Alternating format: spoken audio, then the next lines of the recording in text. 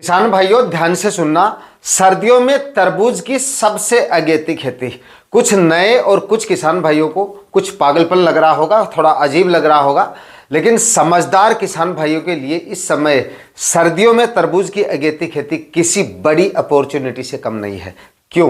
क्योंकि जिस समय पे आपकी तरबूज की फसल तैयार होती है मार्च या अप्रैल महीने में, उस समय पे मंडियों में जो तरबूज होता है वो ना के बराबर या नहीं होता है और उस समय पे आपको इसके मिलते हैं रिकॉर्ड तोड़ मंडी भाव। क्योंकि दोस्तों अब जो भी तरबूज आप लगाते हैं वो होती है सबसे अगेती खेती इसकी, और ये तरबूज आपका तैयार होता है मार्च के महीने में, और मार्च के महीने में तरबूज के जो मंडी भाव होते हैं वो कम से कम अलग अलग मंडियों में कम से कम 15 रुपए से लेकर 17, 18, 20, 22 रुपए तक के मंडी भाव मिलते हैं। कुछ मंडियों में 15, 16, 17 रुपए के मंडी भाव मिलते हैं, कुछ मंडियों में 18, 20 रुपए के मंडी भाव मिल जाते हैं, और कुछ एक मंडियों में तो 20, 22 रुपए के मंडी भाव भी मिल जाते हैं जब आपका माल सबसे पहले मंडियों में पहुंचता है।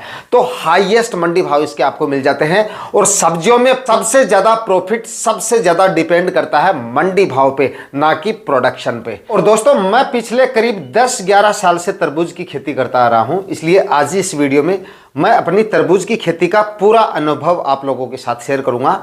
कब तक आपको अब तरबूज की बुआई करनी है, कितने क्या मंडी भाव और कितना क्या उत्पादन अब लगाए गए तरबूज का आपको मिल सकता है, किस तरह से आप ज़्यादा से ज़्यादा उत्पादन निकाल सकते हैं, और कौन सी हाइब्रिड वैरायटियों का आपको सिलेक्शन करना है, ये तमाम प्रकार की जानकारियां आज के इस वीडियो में आपके साथ शेयर करेंगे। और सबसे महत्वपूर्ण जानकारी ये है कि आपको कब लगाना चाहिए तरबूज। अगर तरबूज की बुआई आप सही समय पर करेंगे तभी बेहतर उत्पादन तरबूज की फसल से आप निकाल पाएंगे, और तभी बेहतर रिजल्ट आपको मिलेंगे, और तभी सबसे ज्यादा मंडी भाव आपको मिलेंगे। इसलिए वीडियो पे लास्ट तक बने रहिएगा, और वीडियो अगर आपके लिए इंफॉर्मेटिव रहे तो इस वीडियो को लाइक और शेयर जरूर कर दीजिएगा।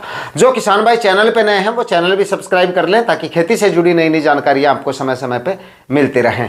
नमस्कार दोस्तों, मेरा नाम है सुरेश और आप देख रहे हैं खेत किसान झुंझुनू। दोस्तों सबसे पहले बात करेंगे तरबूज की सबसे अगेती खेती करने का सही समय कौन सा है, यानी कि कब लगाया जा सकता है इसको, और आपको इसको कब लगाना चाहिए। तो देखिए तरबूज की अगेती खेती शुरू हो जाती है भाई नवंबर महीने के मध्य से लेकर और पूरे दिसंबर माह में 1.5 महीना, उसके बाद में 10 जनवरी तक भी आप इसको लगा सकते हैं। अगर थोड़ा सा डिले अगर आप करते हैं तो 10 जनवरी तक भी लगा लेंगे तो भी आपको थोड़े ठीक ठाक या एवरेज मंडी भाव मिल जाते हैं। लेकिन सबसे ज्यादा अगर आपको इसके मंडी भाव लेने हैं ना, तो नवंबर महीने के अंतिम सप्ताह में या 15 से 20 दिसंबर तक अगर आप तरबूज लगा देते हैं तो आपका तरबूज जाएगा सबसे पहले मार्केट में, और आपको इसके सबसे हाईएस्ट मंडी भाव मिलेंगे। यानी कि 15 नवंबर से पहले तो आपको लगाना नहीं है, और 15 नवंबर के बाद में आप इसको जितना जल्दी लगाएंगे उतना ही जल्दी तैयार होगा, और जितना जल्दी तैयार होगा उतने ही ज्यादा भाव आपको इसके मिलेंगे। और दोस्तों तरबूज की अगेती खेती करने का मंडी भावों के साथ साथ और भी कई सारे बेनिफिट हैं, काफी ज्यादा फायदे हैं। सिर्फ मंडी भाव आपको ज्यादा नहीं मिलते हैं, प्रोडक्शन भी ज्यादा निकलता है, और रोग बीमारियों पे होने वाला जो खर्चा ना वो भी आपका थोड़ा कम होता है। क्यों होता है चलिए समझते हैं। देखिए मैं कई सालों से तरबूज की अगेती खेती करता आ रहा हूं, चाहे तो आप वीडियो में जाके पिछले साल के जो वीडियो हैं या उससे पिछली साल के वीडियो है, पिछले 3-4 सालों के आप वीडियो जाके देख सकते हैं सीजन वाइज, उस पर आपको दिख जाएगा और वीडियो भी मिल जाएंगे कि हम तरबूज की अगेती खेती कई सालों से करते आ रहे हैं। तो मैं अपने कई सालों के अनुभव के हिसाब से आपको बताता हूं, अगर आप नवंबर के अंतिम सप्ताह में तरबूज लगाते हैं या पूरे दिसंबर माह में तरबूज लगाते हैं तो उसका जो प्रोडक्शन होता है वो फरवरी मार्च में लगाए गए तरबूज से कहीं ज्यादा होता है। क्योंकि दोस्तों फरवरी और मार्च महीने में जो ओपन फील्ड में हम तरबूज लगाते हैं उसमें टेम्परेचर और रस चूसने वाले कीटों की वजह से कई सारे इश्यू होते हैं, इसमें उत्पादन पे काफी ज्यादा फर्क पड़ता है, टेम्परेचर की वजह से भी, और कीटों का प्रकोप भी बाद में जाके काफी ज्यादा होता है।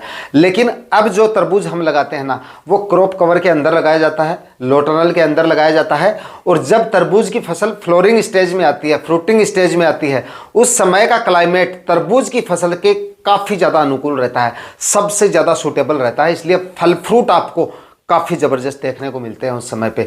इसलिए अगेती तरबूज का उत्पादन जो होता है ना वो सीजनली तरबूज के मुकाबले ज़्यादा मिलता है आपको।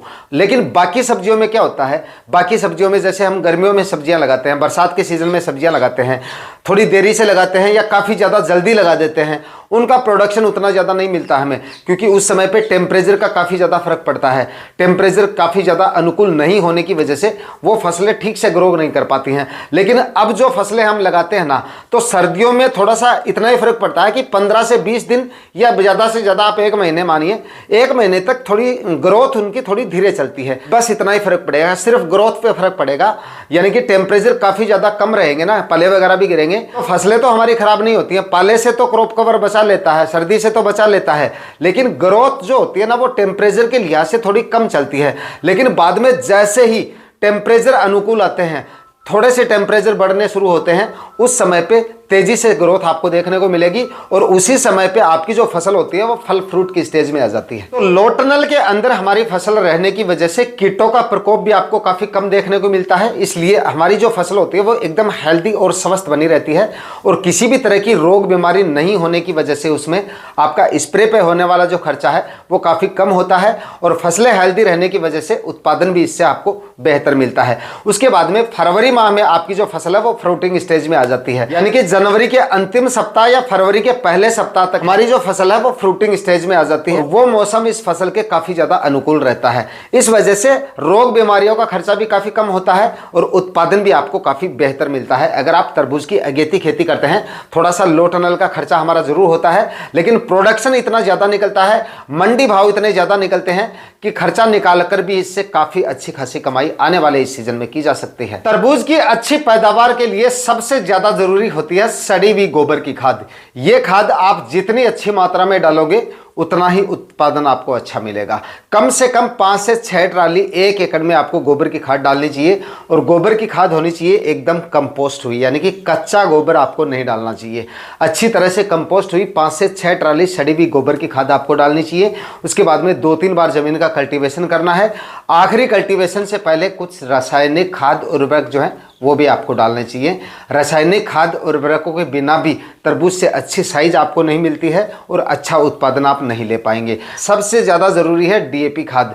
डीएपी अगर आपको नहीं मिलती है तो इसकी जगह आप टीएसपी खाद का इस्तेमाल कर सकते हैं, करीब 50 केजी 1 एकड़ के हिसाब से।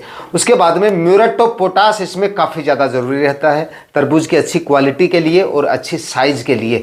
तो इसमें कम से कम 30 से 35 केजी म्यूरेट ऑफ पोटाश आपको डाल देना है और 25 केजी यूरिया खाद और 500 ग्राम फंगीसाइड कार्बनडाजिम 50% वाला ले लीजिए या कार्बनडाजिम प्लस मैनकोजेब 12 और 63% में जो आता है वो ले लीजिए, 500 ग्राम 1 एकड़ के हिसाब से।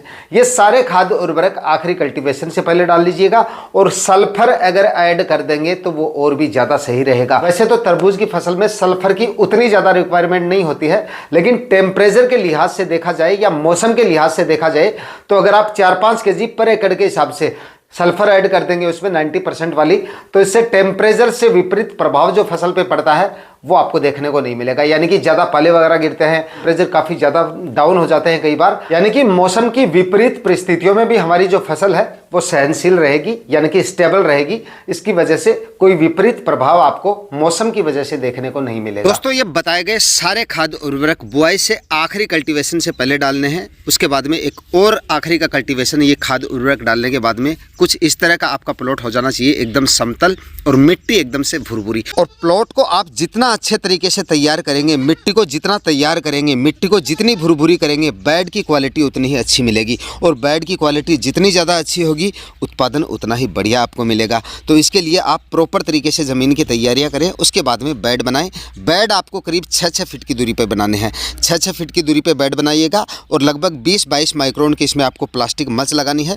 प्लास्टिक मल्च लगाने के बाद में 1-1 फीट की दूरी पर आपको इसके लिए शेड शोविंग करनी है। दोस्तों, तरबूज की सबसे बेस्ट वैरायटियों की बात की जाए तो सबसे अच्छी वैरायटियों को यहाँ पे मैं आपको बता रहा हूँ, जिन वैरायटियों को मैं खुद लगा चुका हूँ और जिनसे काफ़ी अच्छा उत्पादन मिलता है और तरबूज की साइज और क्वालिटी भी आपको काफ़ी ज़ोरदार मिलती है।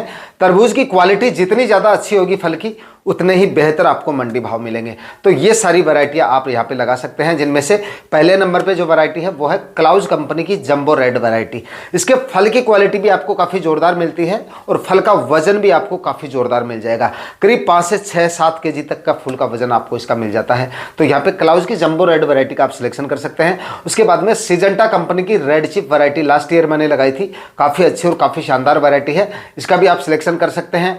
सेमिनस की माधव वैरायटी आती है, ये भी तरबूज की काफ़ी जोरदार वैरायटी है, इसका भी आप सिलेक्शन कर सकते हैं। उसके बाद और भी कई सारी वैरायटियां हैं। सकाटा कंपनी की शाटो वैरायटी आती है, इसको भी आप ले सकते हैं। और एक धानिया कंपनी की मधुरस वैरायटी आती है, तरबूज की सबसे अच्छी साइज इसकी आपको मिलेगी, यानी कि फल की क्वालिटी भी अच्छी और फल की साइज भी आपको अच्छी मिलेगी। वरना दोस्तों देखिए वैरायटियां तो बहुत सारी होती है जिनके फल की साइज आपको जोरदार मिल जाती है, लेकिन एकदम अच्छी साइज यानी कि फल की क्वालिटी जो है ना वो आपको अच्छी नहीं मिल पाती है। साइज अच्छी मिल गई लेकिन क्वालिटी अच्छी नहीं होगी तो मार्केट में रेट आपको अच्छे नहीं मिलेंगे। तो इन सारी वैरायटियों की फल की क्वालिटी भी अच्छी मिलेगी और साइज भी आपको इन सभी वैरायटियों की काफी जोरदार मिलेगी। तो इन सब वैरायटियों का आप सिलेक्शन करके आने वाले इस सीजन में तरबूज लगा सकते हैं और अच्छी पैदावार तरबूज की फसल से लेकर एक अच्छा प्रॉफिट तरबूज की फसल से लिया जा सकता है। दोस्तों किन किन किसान भाइयों को तरबूज लगाना चाहिए और किस तरह की मिट्टी में तरबूज की फसल से अच्छा उत्पादन लिया जा सकता है। देखिए रेतीली दोमट मिट्टी और दोमट मिट्टी तरबूज की खेती के लिए सर्वश्रेष्ठ मानी जाती है,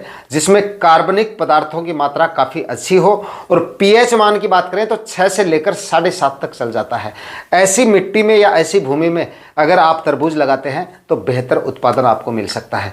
किन किन किसान भाइयों को तरबूज लगाना चाहिए, तो देखिए तरबूज एक ऐसी फसल है जिसमें बेगार आपकी काफ़ी कम रहती है।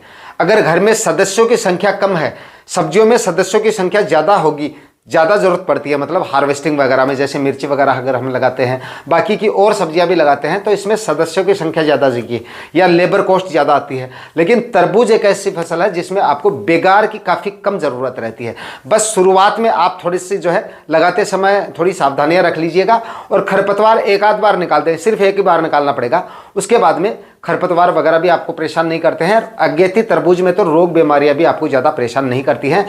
हार्वेस्टिंग में कम लोगों की जरूरत पड़ती है, लेबर कॉस्ट भी काफ़ी कम आती है। एक सिंगल आदमी करीब 10 क्विंटल तरबूज हार्वेस्ट कर सकता है एक दिन में, इसलिए इसमें बेगार कोई ज़्यादा नहीं होती है। बार बार हर रोज़ आपको हार्वेस्टिंग करने की जरूरत नहीं है।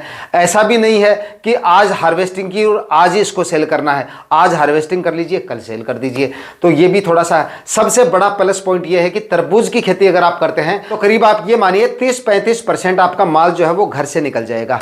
ये सबसे बड़ा बेनिफिट होता है इसका, क्योंकि इसका मार्केट काफ़ी अच्छा रहता है और इसको काफ़ी ज़्यादा पसंद किया जाता है। अगर आप अगेती खेती करेंगे ना तो चाव से लोग घर से ही खरीद लेंगे इसको, ये सबसे बड़ा बेनिफिट है इसका। तो कोई भी किसान भाई इसको लगा सकता है और जिन किसान भाइयों की लेबर कॉस्ट ज़्यादा आती है ना सब्जियों में, उनको तो ये जरूर लगा देना चाहिए। तो दोस्तों तरबूज की फसल के बारे में पूरी जानकारियाँ इस वीडियो में आपके साथ शेयर करने की मैंने पूरी कोशिश की है। फिर भी अगर आपके मन में कोई सवाल है तो कमेंट सेक्शन में आप पूछ सकते हैं। आज के वीडियो में इतना ही। वीडियो अगर आपके लिए इंफॉर्मेटिव रहा तो इस वीडियो को लाइक और शेयर जरूर कर दीजिएगा। चैनल पे नए हैं तो सब्सक्राइब जरूर कर लीजिएगा। मिलते हैं किसी और वीडियो में नए टॉपिक के साथ, तब तक के लिए जय जवान जय किसान।